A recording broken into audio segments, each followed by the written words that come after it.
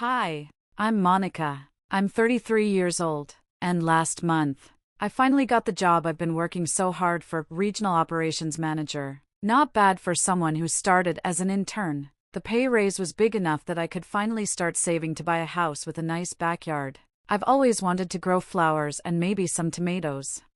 I didn't tell my family about the promotion. That might seem strange, but if you knew them, you'd get it. Instead, I celebrated with my coworkers at a bar called Ollie's downtown. Sarah from accounting brought mini quiches, and Dave from IT actually showed up for once.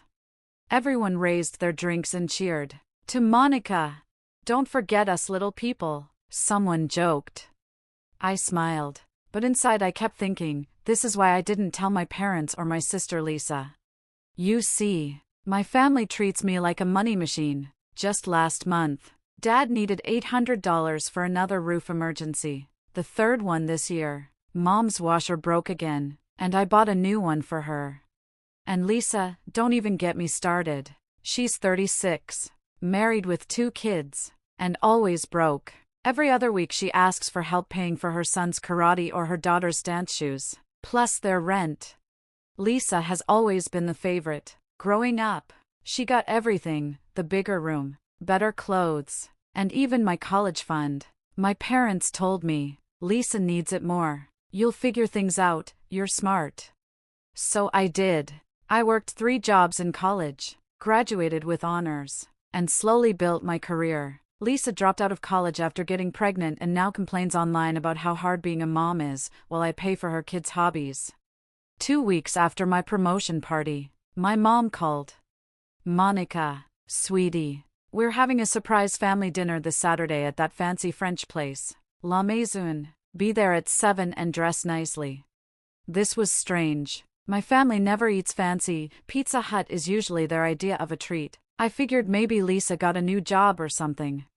Saturday came, and I took an Uber to the restaurant. The place was super fancy, white tablecloths, crystal glasses, the works. I walked in and froze. Everyone was there, my aunts, uncles, cousins, even people I hadn't seen in years. There were about 30 of them at a long table. Monica! Mom waved. I saw a name card with mine on the seat next to her. As soon as I sat down, everyone clapped. What's going on? I whispered to Mom. She smiled and tapped her glass with a fork to quiet everyone. We're here to celebrate something special. Monica got a big promotion, she said, smiling at me, but not in a nice way. She didn't tell her family. She partied with coworkers, but we found out anyway, thanks to Cousin Beth. Lisa smirked. She saw your party and told Mom. Mom raised her glass. Tonight, we celebrate Monica. Order anything, steak, wine, whatever. She deserves it. The table exploded with excitement. People ordered the most expensive food and drinks without holding back. Lobster, filet mignon, champagne, things I knew they'd never pay for themselves. I just sat there drinking water. This wasn't a celebration. It was a setup.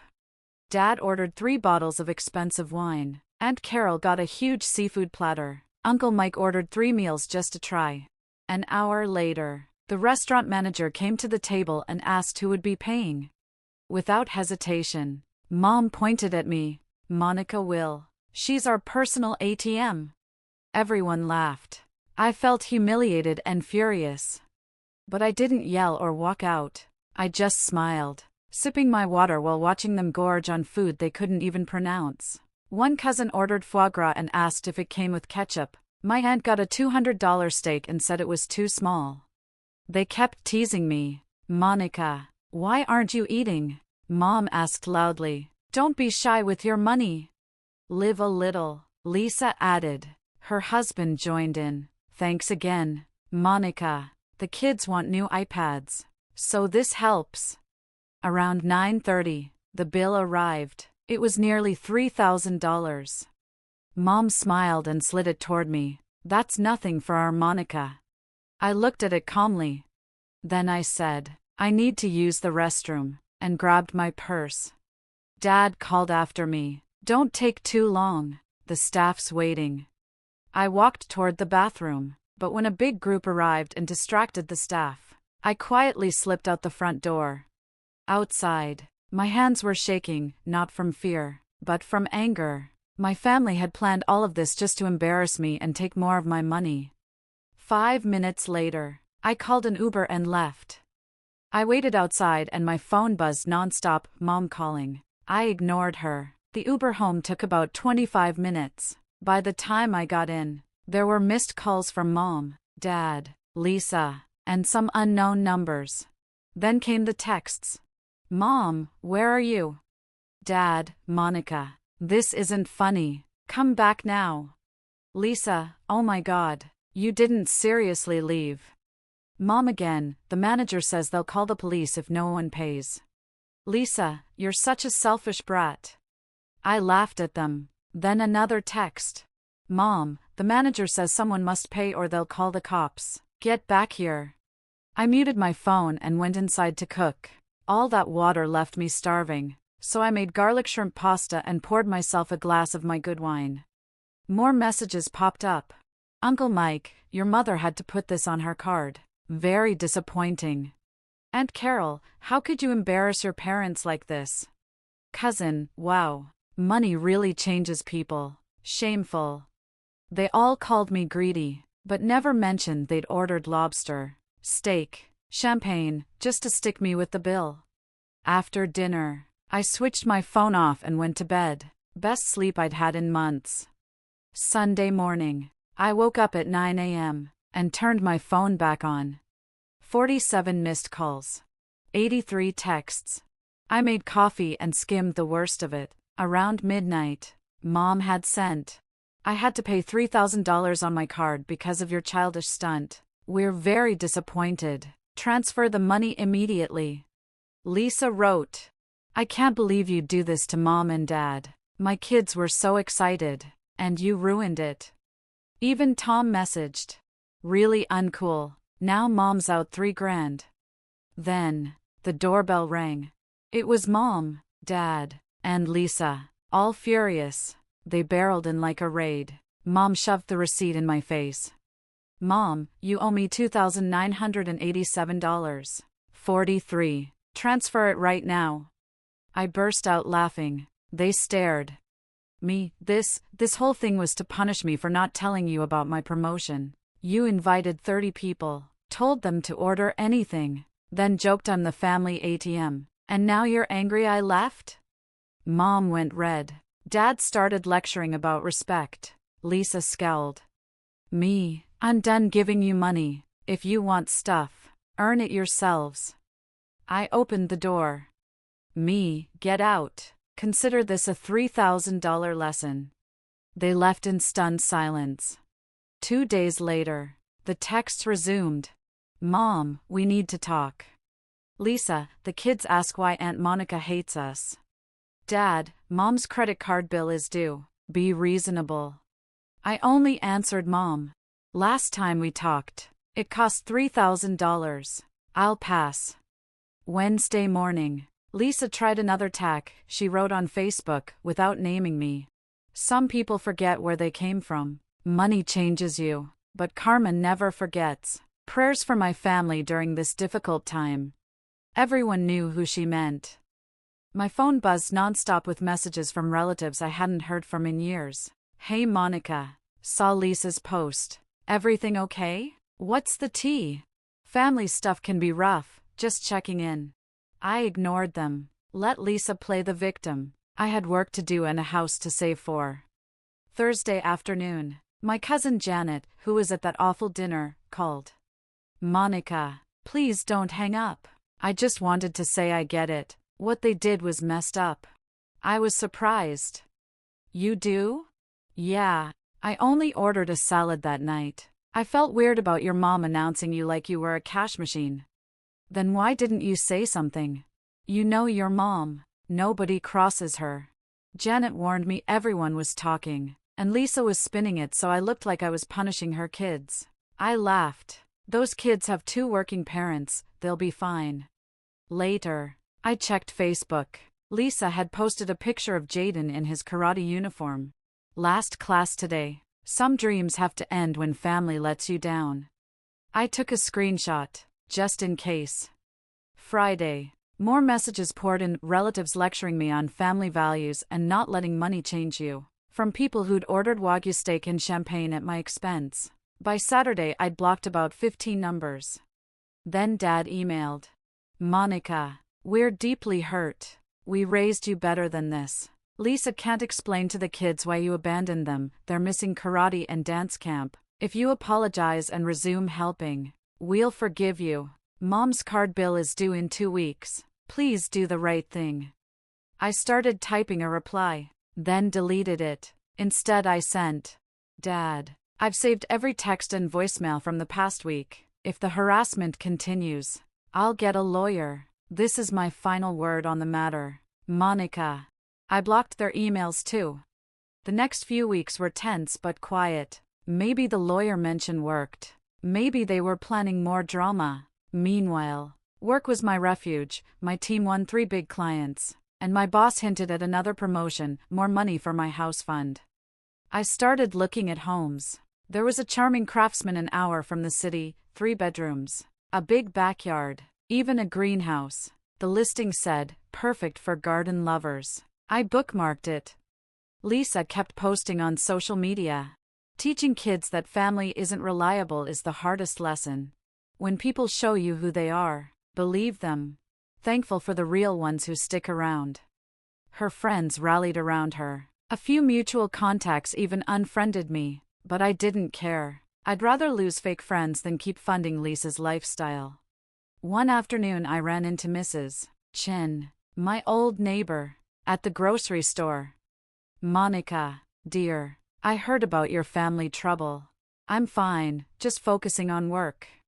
She told me her niece went through something similar. She learned that no is a complete sentence, and that loving someone shouldn't mean bankrupting yourself. I thought about that a lot. 3 months after the restaurant incident, I put in an offer on that craftsman house. The next day, my realtor called. They accepted my offer. I'd be closing in 30 days. I didn't tell my family. No social media posts. This was my dream, and I wasn't sharing it with people who only saw me as a bank account. The day I signed the papers, I got a text from Mom. Cousin Beth's wedding is next month. We need to discuss your gift. Family tradition is a $500 minimum from successful relatives. I didn't respond. Instead, I looked at my new house keys and smiled. No forwarding address needed. Moving day was sunny and peaceful. I hired professional movers. No way was I asking family for help. While packing, I found old birthday cards from my parents. One read, "To our special daughter, you make us so proud." I muttered to myself, yeah, right, proud of my bank account. Maybe. The new house was even better than I imagined. A beautiful backyard with fruit trees, raised garden beds, and a greenhouse that just needed a little work. It was all mine. No guilt trips here. I spent the first week unpacking, and on Tuesday, my neighbor, Helen, brought over homemade cookies. Welcome to the neighborhood. If you need anything, just knock. Thanks, I'm Monica, and these smell amazing. It was a simple, warm welcome without expectations. 2 months in, Janet called with more family drama. Mom threw another family dinner about the Monica situation. Seriously?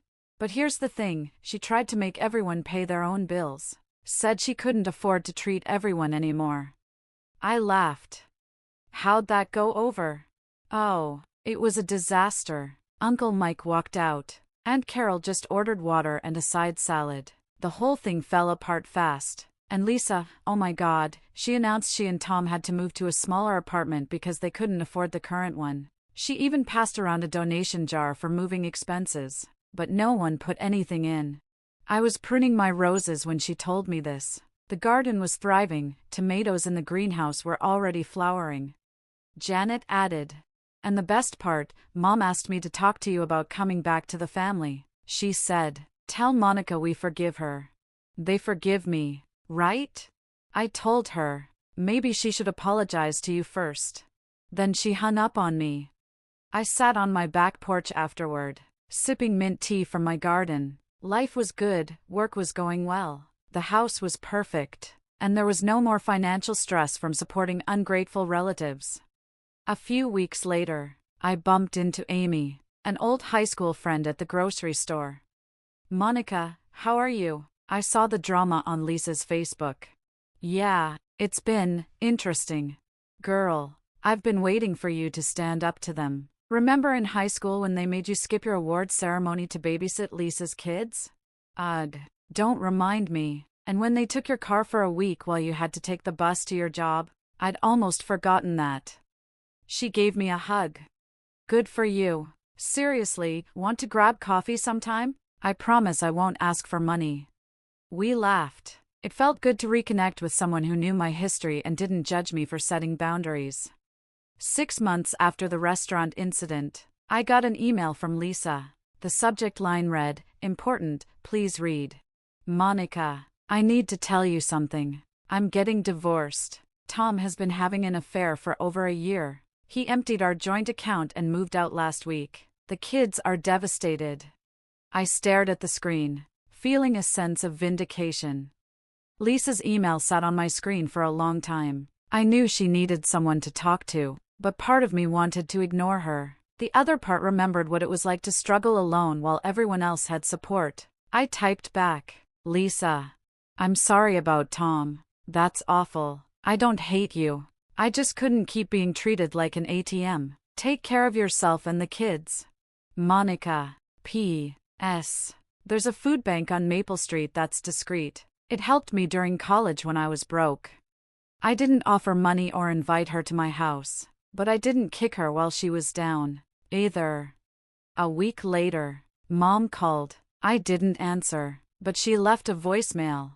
"Monica, it's Mom. I wanted to say, look, I know we haven't handled things well. Your father and I are struggling since the restaurant incident, and now with Lisa's situation. Maybe we relied on you too much. Anyway, I hope you're doing okay." It wasn't an apology, not really, but it was the closest she'd ever come to admitting fault. I saved the voicemail but didn't call back. Some bridges take time to rebuild, if they ever get rebuilt.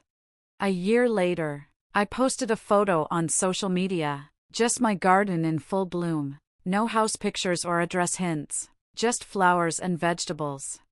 "Amy, your garden is gorgeous." Janet, living your best life. Lisa, beautiful. The kids and I started a small herb garden on our balcony. You inspired us. I liked her comment but didn't reply. Baby steps. These days, I'm happy. The house is paid off faster than I expected, thanks to my second promotion. My garden gives me enough vegetables to share with neighbors. Helen and I have coffee every Sunday, and she's teaching me her cookie recipe. Sometimes I think about my family. I hear bits of news through Janet. Dad got a part-time job. Mom is selling things on Facebook Marketplace. Lisa's working 2 jobs but managing. They're surviving without me, which is what I wanted all along. I don't know if we'll ever be a real family again. Maybe we never were. But I do know this, setting boundaries saved my sanity, my finances, and maybe even my relationship with them in the long run. They had to learn to see me as a person, not a piggy bank. My therapist says healing takes time. She's right. But every morning when I walk through my garden, I know I made the right choice. I'm not their ATM anymore. I'm just Monica, homeowner, gardener, regional director. Yeah, I got promoted again. And finally, my own person.